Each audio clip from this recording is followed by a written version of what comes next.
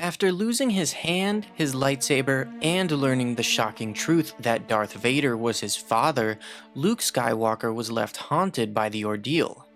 Recovering aboard the Millennium Falcon, he remained in a daze, overcome with shock at what Vader had told him. Luke told Leia that he had attempted to reach out to Obi-Wan with the Force, but didn't receive an answer.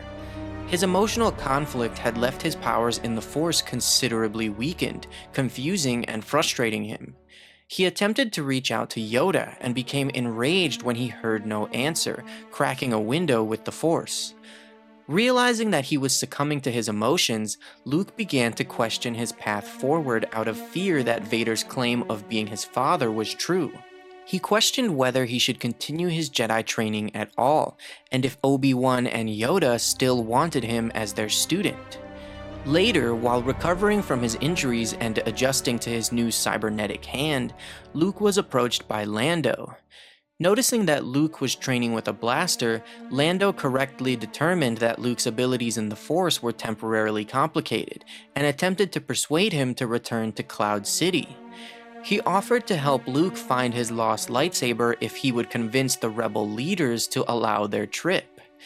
At the mention of his saber, Luke suddenly found himself subjected to a vision through the Force, where he saw a mysterious hooded figure catch the lightsaber as it fell. In the vision, Luke saw glimpses of the past, present, and future, and he saw the mysterious woman residing on an unknown yet distinctive planet. Luke believed that he needed to step away from the rebellion in order to follow the visions, and he thought the Force itself was sending him towards the mysterious woman. He wondered if she could be a Jedi, and could answer the questions that he held after fighting Vader. Using his description from the vision, R2 was able to identify the planet that Luke saw, learning it was called Sorelia. When they arrived, Luke wondered if it was possible that his lightsaber had ended up on this planet somehow, however unlikely that may be. He told R2 that whatever the Force wanted him to do on Sorelia, he would have to just let it happen. Landing near the coastline, they discovered a busy marina full of fishing boats at the piers. Luke spotted the woman that he believed he had seen in his vision, cautiously approaching her and introducing himself. He said that he thought the Force sent him to her, and hesitantly asked if she was a Jedi. Immediately, the mystery woman unloaded her catch of fish, dropping them onto Luke and fleeing in her speeder. Recovering from the diversion, Luke and R2 commandeered a speeder of their own and gave chase across the water. Luke actually enjoyed driving the aquatic speeder, since it was the complete opposite of his experiences on Tatooine. However, due to his inexperience, their speeder quickly capsized on a rogue wave, as the woman ran ashore and fled into a nearby cave.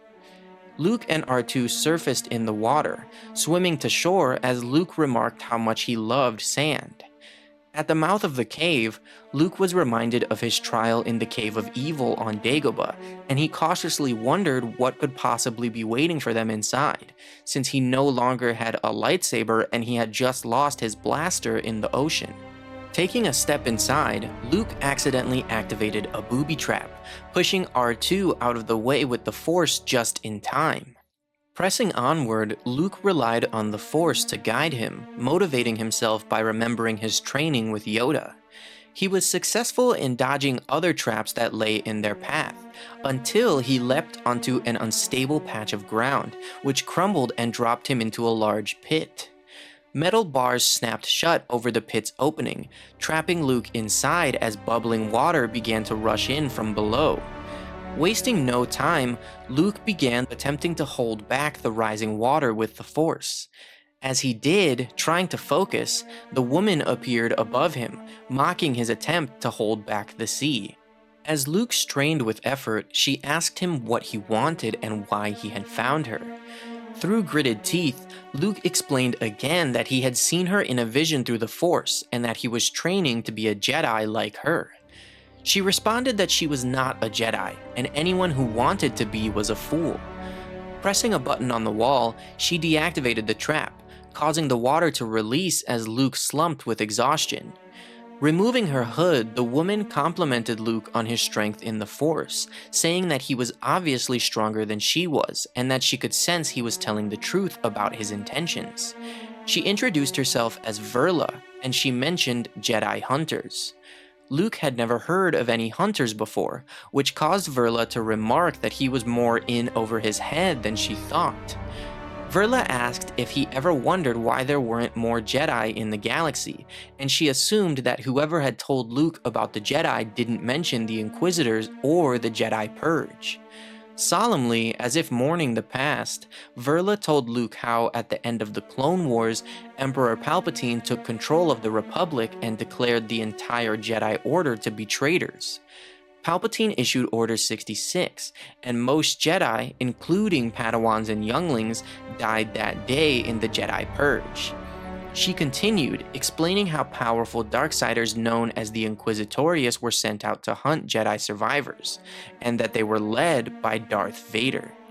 Distracted by her story, Verla didn't notice R2-D2 approach from behind, and he shocked her into unconsciousness and released Luke from the pit.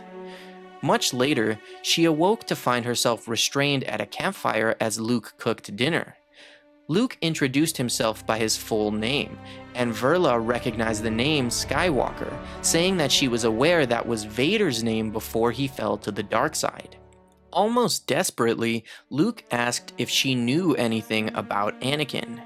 Verla explained that the Jedi Master Farron Barr had known that Anakin became Vader, and told her that Anakin was once a great hero of the Clone Wars, but she didn't know what caused him to become Vader. Focusing again on why he was there, Luke repeated that he saw Verla holding out a lightsaber to him in his vision, and asked if she had one that she was willing to give him. She replied that she didn't, but she did know where he could find one, before insisting that Luke didn't want to be a Jedi. She told Luke that she had been tasked with becoming a Jedi herself by Farron Barr, and she had spent most of her life running from Vader and the Inquisitors before deciding to abandon becoming a Jedi altogether. She warned Luke that the Force was a trap that chewed people up and used them for its own purposes, regardless of light or dark. Verla implored Luke to reconsider becoming a Jedi, insisting that he didn't need to do what the Force wanted him to do, and that the path he was on would tear him apart. While Luke assured her that he understood what she was saying, he reminded her that the galaxy was suffering, and that he needed to try to help no matter the danger. Realizing that Luke could not be deterred from the path of the Jedi, she sent him to an old outpost from the High Republic era located on the planet Tempest, and the two parted ways. Arriving on the stormy, lightning-covered planet Tempest, Luke and R2 made their way to the old Jedi outpost. Some of its spires were crumbled, yet it remained mostly intact, and Luke was able to open the doors with the Force, as the symbol of the Jedi glowed brightly against the stone. Inside, Luke was shocked to see many relics of the past, like a holocron on a pedestal, temple guard armor, and crumbled statues of ancient masters. To his left, Luke noticed a lightsaber resting on another pedestal, and claimed it, announcing that he would indeed become a Jedi with this new weapon. The interior of the outpost suddenly darkened around him, as a flaming specter appeared behind him in the form of the Grand Inquisitor. Though killed long ago, the spirit somehow remained in the outpost. Luke had no idea who this figure was. As the Grand Inquisitor, still engulfed in ghostly flames, attacked, he gloated that he once served the Jedi, then he served Vader, and now he killed anyone who sprung the trap that Vader created. Luke, igniting the yellow saber that was now his, rebutted that he would never kill another Jedi again. The two engaged in a lightsaber duel, as the Grand Inquisitor taunted Luke's abilities and lack of training in the Force. Luke initially found himself overwhelmed, having no experience fighting against a double-bladed saber staff. As the fight continued, Luke drew upon the strength of the artifacts around him, the remnants of the lost Jedi Order, and gained the upper hand.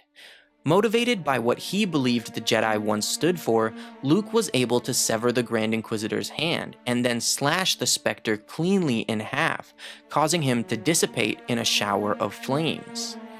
Returning to the Rebel fleet, Luke told Leia that he had found what he was looking for and more. Leia asked him to show her and the other rebels whatever it was that he had found, as the rebellion itself was on the verge of extinction. Though he was hesitant at first, Luke listened to Leia's insistence, igniting his new saber before the crew, instilling hope and inspiring them to continue the fight against the Empire.